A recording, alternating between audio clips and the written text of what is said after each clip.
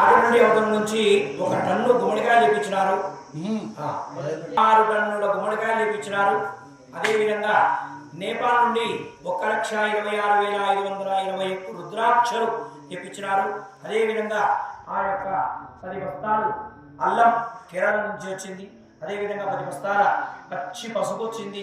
తర్వాత మనం ఎక్కడైనా హోమం చేస్తే చూస్తుంటారు అందరూ, 1 కేజీ 2 కేజీలు నెయ్యి వాడతారు, 5 కేజీలు వాడడం చూస్తుంటాం అందరం. కానీ మన గ్రామంలో 525 కేజీల నెయ్యి ఈ 5 రోజులకు ఉపయోగిస్తున్నాం. అదేవిధంగా నవధాన్యాలు ఒక్కొక్క ధాన్యానికి 1 కింటా చొప్పున నవధాన్యాలని కూడా తెప్పించడం జరిగింది. అదేవిధంగా నవగ్రహ సమిధలు 3 నారీల సమిధలు అంటే చకపుల హోమానికి ఉపయోగించడం జరిగింది. అదేవిధంగా సమచతురస్రాకార మండలంలో శివపరివార గణపతి, లక్ష్మీ గణపతి, శివపరివార హోమాలు, అదేవిధంగా యోనికుండంలో చండీ హోమము, మహాలక్ష్మి హోమాలు, సమస్త వారాహి హోమాలు, రాజశ్యామల హోమాలు, ఇటువంటి ఆ యొక్క సమస్త శ్రీ పరివార శక్తి పరివార హోమాలన్నీ కూడా యోనికుండంలో జరుగుతున్నాయి.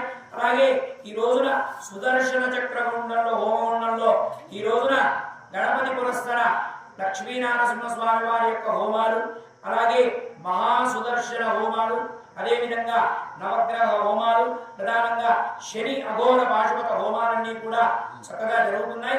వేద పండితుల యొక్క సమక్షంలో జరుగుతున్నాయి.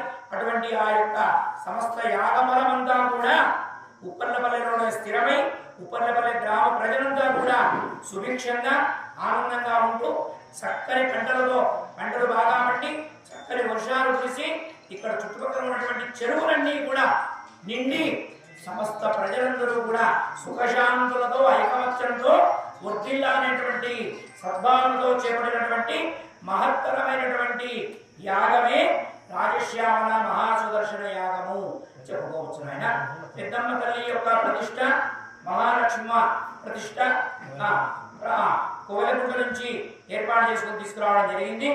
అటువంటి ఈ కార్యక్రమాలన్నీ కూడా ఆ యొక్క గ్రామ పెద్దలు, గ్రామ ప్రజల సహకారము, అలాగే మన ఉప్పర్లపల్లె గ్రామ నివాసి, హైదరాబాద్ నివాసస్తులైన ఎరుమంచి సత్యనారాయణ గారి యొక్క సౌజన్యంతో ఆరోగ్య సహకారంతో చేయడం జరుగుతుంది అని చెప్తున్నాను. ఆయన ఇటువంటి ఈ యొక్క కార్యక్రమంలో మేము పాలుపంచుకోవడం మా యొక్క జన్మ సుకృతం, మా పూర్వజన్మ సుకృతం, మా యొక్క పూర్వజన్మ ఫలితం అని చెప్పుకోవచ్చు. ఏదైనా శుభం మంగళం మగతో